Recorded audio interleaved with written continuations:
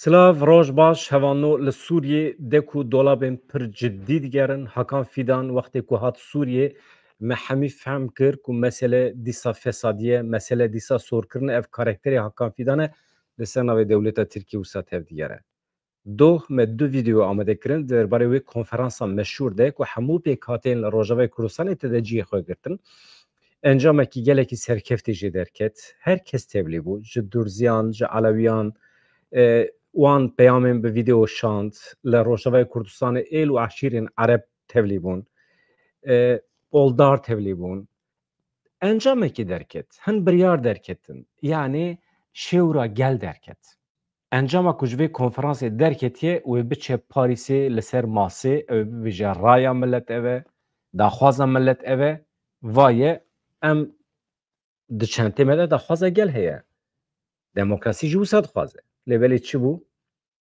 Îro hikûmeta Sûriyê daxuyaniyekî wisa tûj û tund daye, hemû pîvanên exlaqî bin pê dike, êrişê rêveberiya xwe ser dike, konferansa ku doh pêk hatiye wekî fitne fesadî pênasê dike, qesê de wekî rêxistinekî nerawa ku talîmata xwe ji qandîlê digire, wisa pênasê dike. Krîzekî pir mezin heye îro di navbera hikûmeta Sûriyê û rêveberiya xwe ser de. Kî ye sebeb? Dewleta Tirkiyeyê. Heteşe hikûmeta Sûriyê beyan kir ku ew nayîne Parîsê. Ew civîna Parîsê nas nakin, ew naxwazin meseleyên navxweyê ê Sûriyê bibe meseleyê navnetewî. Daxuyaniya wan heye ez ê ji we re bixwînim. Em ê hevok bixwînin, analîz bikin. Ka karakter çi ye? Exlaq çi ye? Çawa gef, tehdît li milletê Kurd li rêveberiya xwe ser dixwin. Bersiva rêveberiya xwe ser hê nehatiye. Ama krîzekî pir mezin derketiye. Hakan Fidan unzanin beriya demekî hat dîsa derheqê Şamê de axivî. Em dixwazin bibin çavdêr, em dixwazin bibînin, bibin şahid rêveberiya xwe ser xwe belav dike, pesih dibe, tu hêzekê çekdarî li Rojavayê Kurdistanê namîne. Em dixwazin şahidî bikin dibêje. Şahid dibe ya. Em naxwazin meseleyên Sûriyê bibe meseleyê navnetewî. Dîsa beriya du hefte sê hefteyan civîna Parîsê çê dibû. Ê ku xirab kir dîsa dewleta Tirkiye bû, zextê li Heteşê kir. Em dizanin dewleta Sûriyê ya dibin rêveberiya Heteşê de dem bi dem ji ber zexta Fransa, Ewropa, Amerîka dixwaze xwe nêzî rêveberiya xwe ser bike. Lê dewleta Tirk dikeve navê xirab dike. Hevanda hûn peyamê xwe bişînin. Mesele gelekî giring e. Ez aniha dixwazim serî da hem vê nûçê û hem jî hin tiştê me amade kirine ji we re pêşkêş bikim. Em hêdî dakevin nava meselê. Em ê navê de em ê şîrovê bikin. Lê berê her tiştî divê em bizanibin ku li Sûriyê, li Helebê, li Şamê, li deverên cuda terorîzma dewleta Şamê didome, dewleta Sûriyê. Davêjin ser dawetan, êrişan pêk tînin, bi rûmeta însanan dilîzin, însanan tazî dikin, li ser rûyê wan tişta dinivîsînin, rûyê însanan Kurd dikin, mana hemî em ji ber xwe dernaxin. Dîsa du ciwanên Efrînî revandine, endamê ewlehiya giştî ji xwe re dibêjin, ya hikûmeta Veguhêz li bajarê Helebê du ciwanên Efrînî revandin, pêncê tebaxê pêk hatiye. Ciwanên hatine revandin Basil Salih Kedro ji gundê Ömer Simo ê bajarê Şerayê, Elî Cinêdan Ehmed Mihemed jî ew jî ji bajarê Efrînê ye. Ciwan dema di erebeya xwe de bûne hatine revandin, sewqê beşa ewlehiyê ya Ezîziyê ya bajarê Helebê hatine kirin. Sedemê revandina wan jî nayê zanîn, niha aqubeta wan jî nayê zanîn. Ev bila were derekî bisekine. Niha tişta mühîm, hikûmeta Sûriyê li ser konferansa Yekhelwestiya Bakur Rojhilatê Sûriyê ya ku doh pêk hat daxuyaniyekî pir tûj daye dibêje ew ê tevlî danûstandinê li Parîsê nebin. Ew betal dikin. Sebebê wî yek bi yek bi rêz dike. Ez ê pêşî bu yerê ji we re bixwînim heta dawî eger hin hevokên zehmet hebin ez ê dobarê bikim ji kerema xwe re mühîm e. Ji ber ku ev dikeve qeyda. Pêvajiyê em tê dane pir zêde dîrokî ye û giring e. Îro hele hazir ya dewletekî Sûriyê dîsa ji nû ve ava dibe demokratîk ya jî Sûriye perçe dibe. Wekî din rê tune ye. ری تونه منطقن ایرو یل سوریه ریوبریا خسر و شام منطقن دجبری هون هلا دولت کی وقت دولت ترکیه اگر شاهد به تاثیر به مسئله زحمت چاره سر به راستیان دبم ببینم از پیشید نوچه حتی داوی بخونم باشه امه ببینم باشه حکومت سوریه دبیجه امه تولی داین استندنن لپاریس نبن جوینال پاریس بطال دکه حکومت سوریه دبیجه حکومت یعنی حکومت اوان تقصد دکه که کنگره darbe که لهولدارین دانستاندنین هیه اف کنگره که دو پیکات یلا روجاوی کردستانه darbe که لخباتین دانستاندنانه یعنی خباتین دیالوگیه لسر و بنگهه او بشتاری تو جوینی لپاریسی نبن او لگل تو آلین که هاو ددن سردما رژیما بری دبن هر ناوی یانجی پرده یکی ده وجینن حکمت سوریه ریوبریا خواسته سوجبار دکه که سردما رژیما بری جنوبا زندی دکه دوهل باجار حسکی روجاوی کردستان کنفرانسا یک هلوستی پیکاتین باکو روشلاتی سوریه پیکات نزدیک 500 سیاستمدار روشنبیر شیخین عشیرین عرب کرد نونرین سوریان آسور کلدان ارمن ترکمن چرکز هر کس هفسروکی ریوبریا خسر هفسروکی سوریه دموکراتیک قصده مازوم عبدی جی تبلی بو ایلان احمد جی تبلی بو وکیدن پارتین سیاسی انا کسی جی تبلی بو حکومت سوریه کنفرانس به تندی رخنه کر لسر کنفرانس تشتی کو گوتنه از همه جواره بخونیم حکومت سوریه تقصد که که مافی ولاتیانه جبو کمبون آشتیانه جبو دیالوگ آوکر چه لسر آستا هرم وان به چه جی لسر آستا نشتمانی به مافی کی پاراستیه که دولت وی مسوگرد که لی به شرط که ده چارچوه پروژه نشتمانی یا گشتی ده به لسر بنگه ها یکتیا سوریه یا آخ گل سروریه یعنی اگر لسر اری یعنی جبو یک پاره بونه آخا سوریه بد چید کی بکه حال بکی دو جی کسی بحثا پرچبونه نکریه حکمت تکز دکه کومن اولی کومن نتوی خودی ما فی تامن کو نرینن خواهین سیاسی دیار بکن جوین خاله دار بخن پارتین خود ده چارچوه یا یاسایی یا نشتمانی ده آوا بکن به شرطی کو چالاکی وان آشتیانه بن لهمبری دولت چکی رانه کن نرین خواهی لسر شواز دولت سوریه فرض نکن شواز دولت نبل لحف کرنن فراکسیونی لبرای دستور که ماینده با رفراندوم گلری ده پجراندن ده یکالی کرن باوه کی کو بشتاری همو ولاتیان لسر بنگی ها وکویه مسوگرد که وانا گوتنین اجوار بیجم ویا حکمت سوریه ده بیجه اما وانا گوتنین حکام فیدانن ای دولت ترکیه نه یعنی گوتنین جغدای زینه يعني تشتي كو دفي ورا قوتن شخرة دبيشن يعني ملتي ما وكهبه ملتي ما دبي لهم بر قانون وكهبه وصابه ما في وهي بارتي سياسية وابكن ما في وهي هابكن وانا نورمال تشتي كو تيزانين اون بيشي وصابتك ما في هر ولاتيه كي هي نرينين خو فكرين خو لسر دولتي بيشكش بك لافيك بريا ديالوغا گشتي بريا صندوق دنگدان اتكار بيكوره نه بريا گفه يانجي هزا چکدار يعني ادعا که کو گفل سوریه خواریه قصده کنفرانس نه پروژه که نشتمانیه اف حکمت سوریه وسا داخفه مینا کو بخوا هاتبن هلبجارتن مینا کو بخوا بدنگدان هاتبن سر حکم وسا داخفن يعني تدوه بتوی چتین خوا یم برماین داعشی تو هاتی ت سوریه داگر کرده دستانی سر حکمته ایجا تورات می تشتی کسد بیجی تشتا کل باکو روجلاتی ولات قومیه نه چارچوبه که نشتمانی یا گشتیه لبله هفبندیه که لوازه آلین جه سرکفتنا گلی سوریه روخاندنا سردما رژیما بره زرار دیتنه هنک آلین کو نونرتیه پیکاتین سوریه باوی امر واقعی به دست خستنه یانجی هو ددن به دست بخن دنا و خدا ده حوینه اف هفو که گرینگه دوباره تکم تشتا کل باکور روشلات ولات مقومیه یعنی تشتی که دو قومیه باسه کنفرانسی که نه چارچوبه که نشتمانی یا گشتیه هفبندیه که lawaze qelse yani aliyên ku ji serkeftina gelê Sûriye ji rûxandina serdema rejîma berê zirar dîtine, tamam. Hinek aliyên ku nûnertiya pêkhateyên Sûriye bi awayê emrê vaqî bi dest xistine,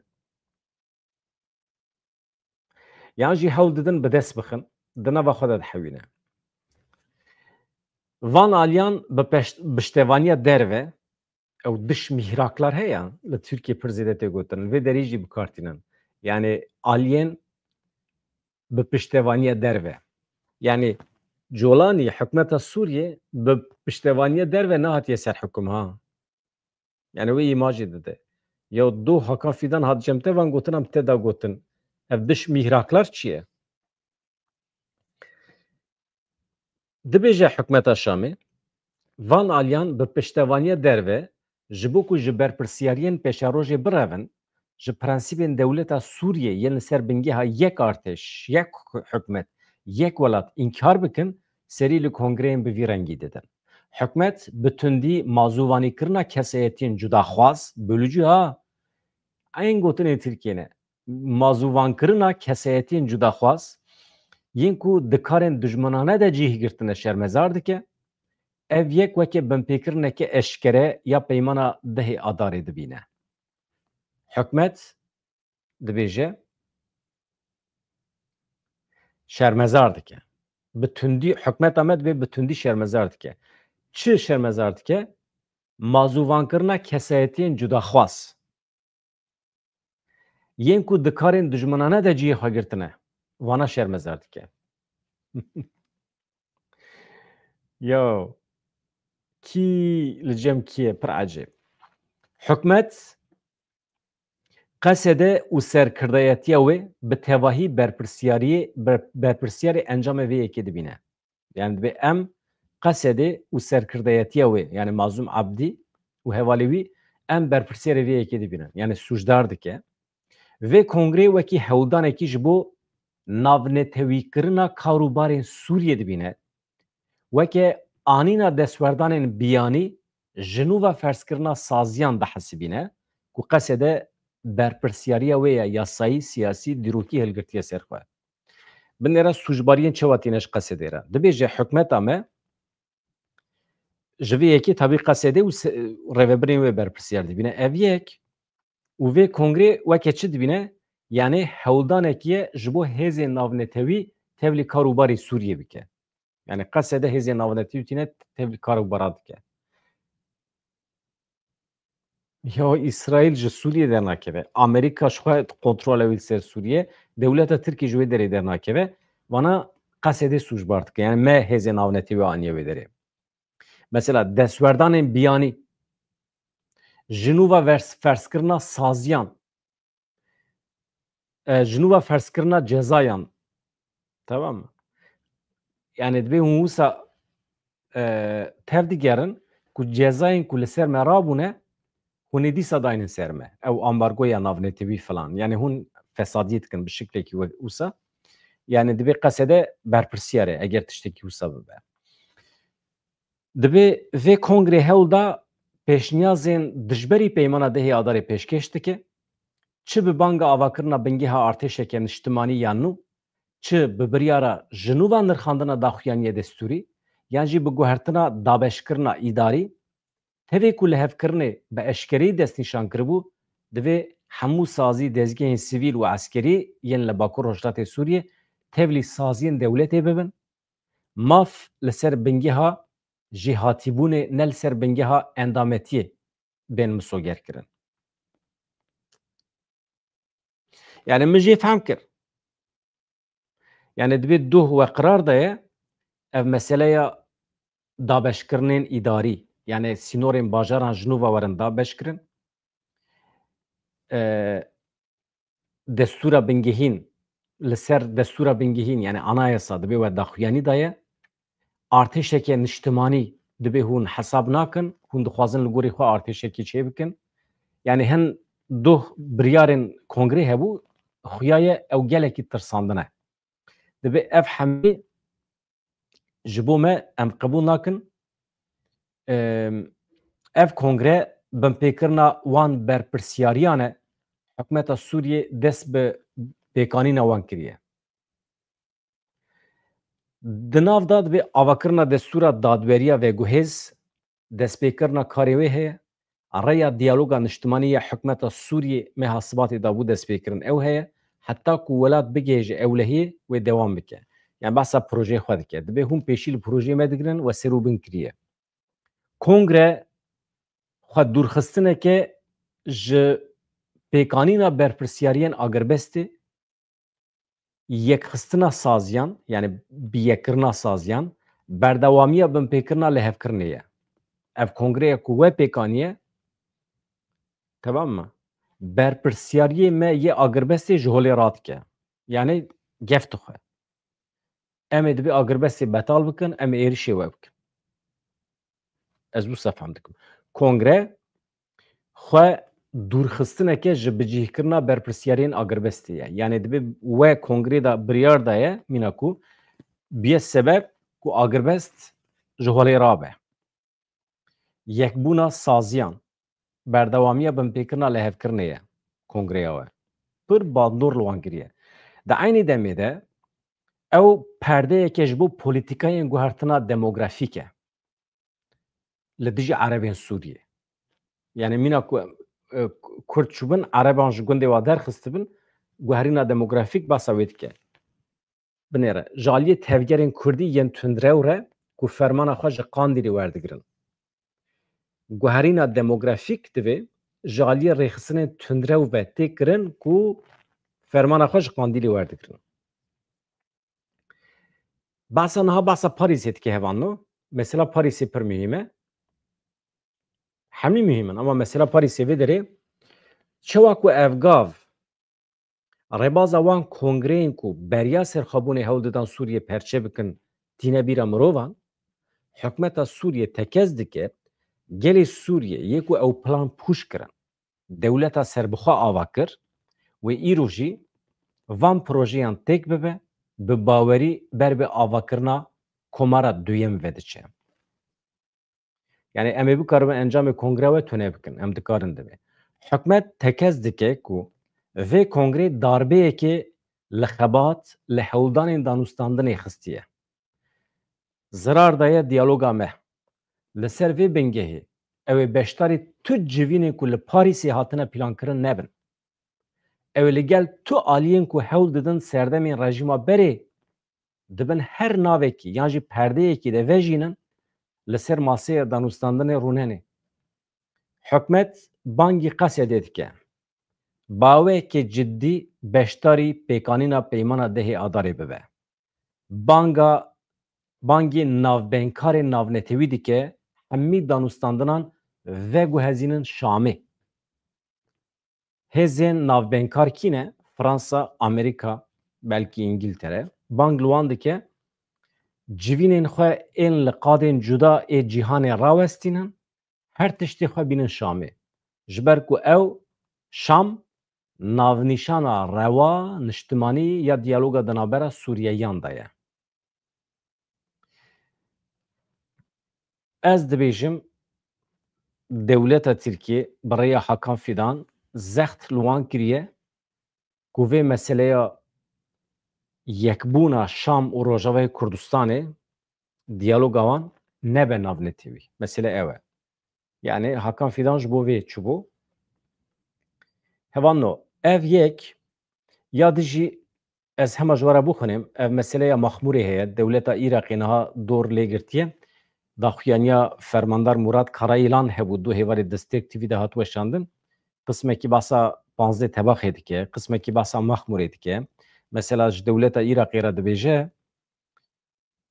dev ji Maxmûriyan berdin ji wan re hurmetkar bin eger hûn eskirê xwe venekişînin eger hûn zirarê bidin Maxmûriyan em ê mecbûr bimînin gerîlayên xwe bişînin herêmê dîsa me gerîlayê xwe ji wê derê vekişand we soz da me we got em ê parastina herêmê bikin em ê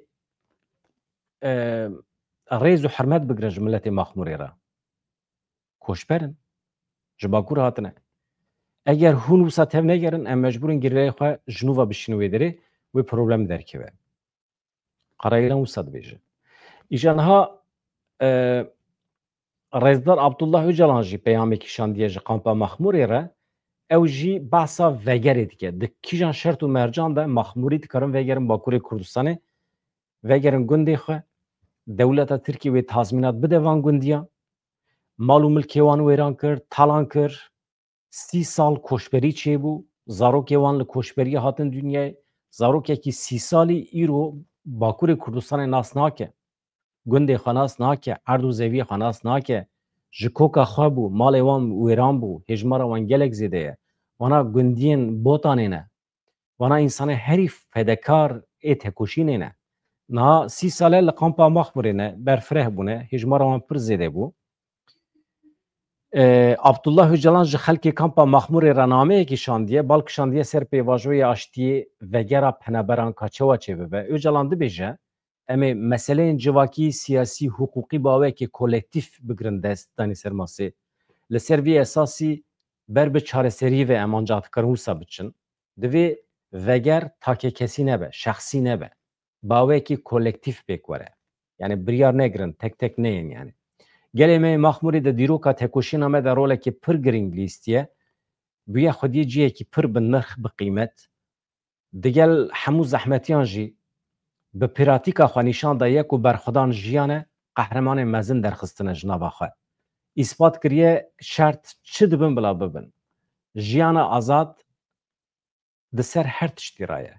û bûye xwediyê sekin, bûye xwediyê kedeke layıqê gelê Kurd û tekoşîna gelê Kurd. Di derheqê vegera welat de dibêje pêwîst e were zanîn divê nêzîkatiyên ferdî malbatî dernekevin pêş. Ev meseleyên civakî ne. Meseleyên civakî, siyasî, hukukî dibe bawekî kolektif em dayne ser masê. Li ser vî asasî em ber bê çareseriyê ve biçin. Em ê dibe bi dewletê re di diyalogê dane. Em ê hewl bidin bi rêyên qanûnî. Em rê û rêbazekî bibînin ji bo milletê me Maxmûrê bikaribe vegere gundê xwe, warê xwe. Ji bo kesên ku derketine Ewropayê jî nikarin vegerin Bakurê Kurdistanê ji bo wan jî aynî tiştê dibêje.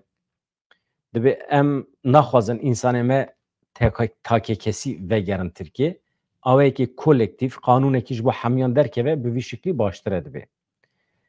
Tayyip Erdoğan jî di derbarê vê pêvajoyê de, di derbarê vê konferansê de axifiye, ew jî gelekî balkêş e. Ez hema wî jî ji we re pêşkêş bikim. Serokkomarê Tirkiye Recep Tayyip Erdoğan cara yekem li ser komîsyona ku ji bo pêvajoya çareseriyê hatiye avakirin axivî, spasiya partiyên beşdar kir. Erdoğan dibêje, bi vê komîsyonê re siyaseta Tirkiye qonaxeke psikolojîk derbas kiriye. Pêşhikûmiyekî şikiya ye.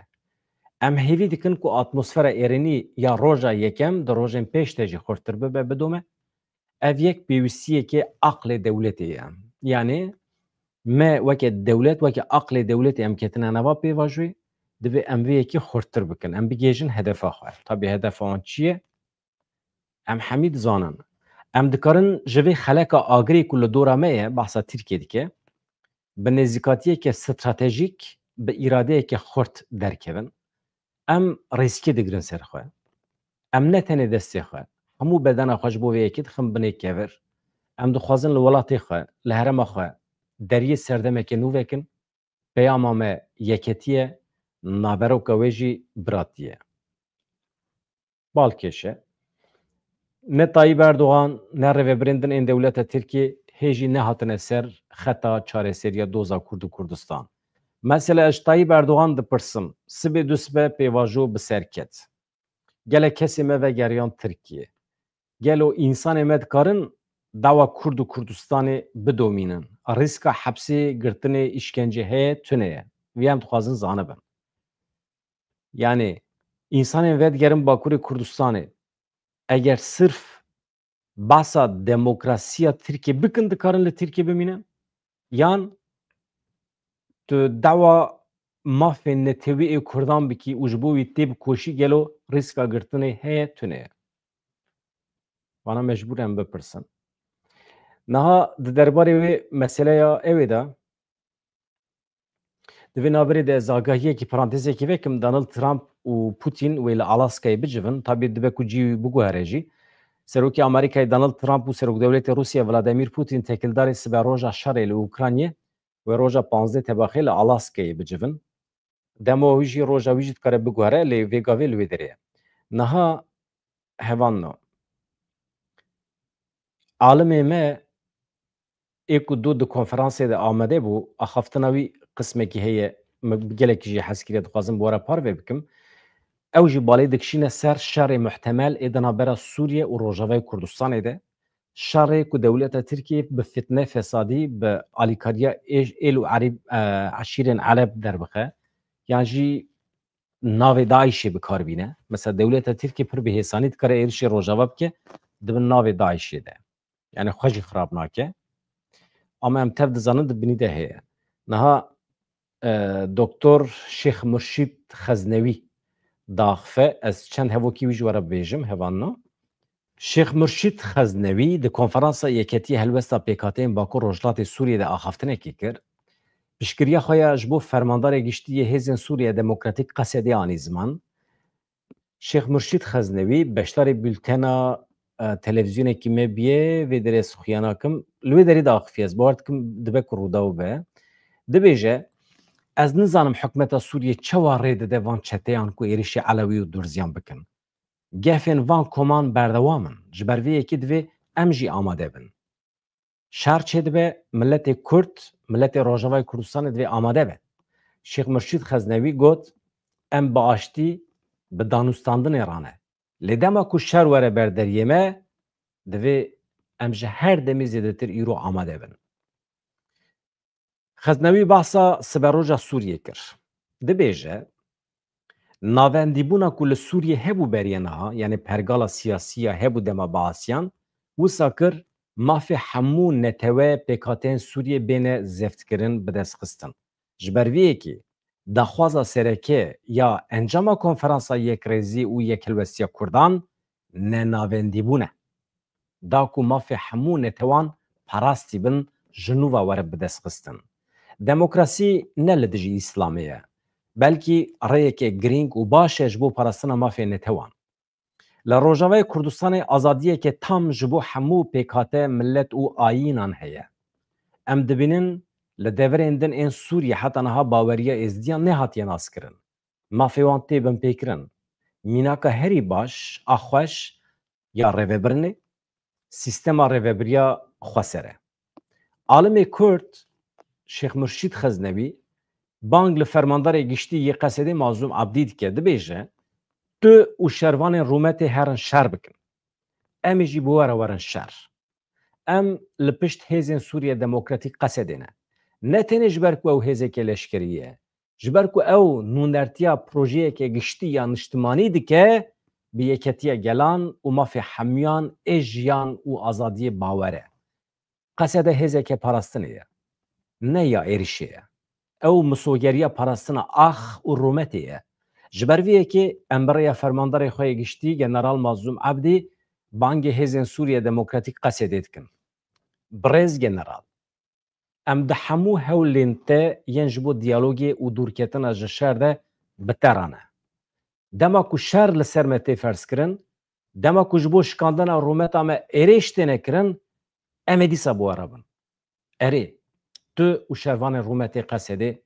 هرن شهر امی جی بو ورن شهر ام گرانیا امانت السر ملت دزان برز جنراله ما بارت گرانه هایم هجی هیه لی پیام ما وکی زاروکین کردستان جتره نه پیامه که آساییه نه پیامه که جریزیه بلکی وصیت مظلوم شهیدش بو مظلوم ریبر مظلوم دوغان شهید جبو خو وکی رفرانس ببینه بانگاوی سکناوی وکی وصیت لخوا بگره و دریاوی ده بمشه برخودان جیانت بشه یعنی حتی داوی ام نسیکن یعنی هون دبینن چتین لسوریه چوات هفدیگرن چوات خوازن دستکفتین کردان جوان بگرن ده بردیلا اوقاس شهیدان ده هاتیه بدست خستن یعنی تجاری نممکنه ملت کرد ریناده که اف هزا پیروز اف پرگالا کل روژه و هاتیه ساز کرن بکه ببین باندورا چند چتین لسوریه ما اف چته ام ناستکن 14 salın milleti Rojavayê Kurdistanê, milletê Kurd li hemberî wan şer dikin. Wan mala me xirab kir. Em wana nas dikin. Îja îro hatine çend qiravat xistine stûyê xwe, mîne ku mantiqa wan guherî be. Tiştekî wisa tune ye, hevan da. Mesele bi vî şeklî ye, daxuyaniya Kara Yîlan ez ê paşê ji we re bixwînim. Ji ber ku weke du beş tê weşandin, beşekî du hêvarî bû, beşekî îro di derbarê Rojava da daxife. Ne tenê derbarê Rojava de jî, ev niha pêvajûyek ku em di nav de ne li Bakurê Kurdistanê Tirkiye di derheqê wî de daxife. Ka PKK ji Ewropê ve bikeve nava kîjan helbestî. Heta ku derê tehemûla tevgera Kurd heye, vê pêvajî wisa bişopîne. Dewleta Tirkiye ku îro Rojavayê Kurdistanê tev li hev dike,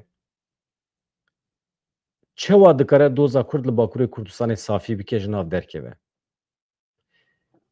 Meclîsa Tirk ku rê nade gotinekî Kurdî, çawa mümkün e komîsyonekî ava bike ji bo çareseriya vê meselê. Yani têda mantık pir tune ye. Ji ber vê ji bo ku mantık têde hebe, dibe merû di dorê de biçe. Yek, dewleta Tirkiye dibe eşkere bike ku dev ji siyaseta înkar û îmhakirina Kurdan berdaye û lêborîn bixwaze. Duyem, weke gava yekem ya vê lêborînê jî bibêje ji vir û pê ve milletê me ê Kurd basa rûmet û şerefê jî neke, ne ji bo me ne mesele ye. Hemî mafê xwe yê netewî dikare bikarbîne. Yek ji wan jî li meclîsê çawa bixwaze bila biaxife, ez ê ji bo xatirê vî milletî, ez ê çi qas tercüman îcab dike ez ê bînim meclîsê wezîfedar bikim, wekîlê me bi kîjan zimanî diaxivin bila biaxivin. Qedexeyên li ser rojnamevanan bila hemî rabe. Milletê me yê Kurd kî çawa bixwaze bila xwe îfade bike. Qet ne mesele ye. Heta niha tiştek ku me aniye serê wan em jê poşmanin û em dixwazin ji vê xetaya xwe vegerin. Ê rêw rêbaza wî heye. Dibe rojnamevanê me karibin li Bakurê Kurdistanê seyahetê bikin, bigerin, bibînin. İnsanê me girtî em ji xwe behsa wan nakin. Girtina wan sûç e. Dewleta Tirkiye dibe acîlen wana serbest berde, ji wan lêborîn bixwaze û tazmînatê bide wan. Em zanin emrê çûyî bi tu tazmînatekî li wan nikare vegere. Ama qet nebe rûmeta wan biparêzin. Helbesta dewleta Tirkiye derbarê Rojava da jî îşaretê hin tiştan e yani. Ez xatir ji we bixwazim eger hûn tiştek nabêjin hevan da. Dîsa bînin bîra we. Bibin abone, bibin endam, em vê kanalê hinek pêş bixin. Xatirê we silav rêz.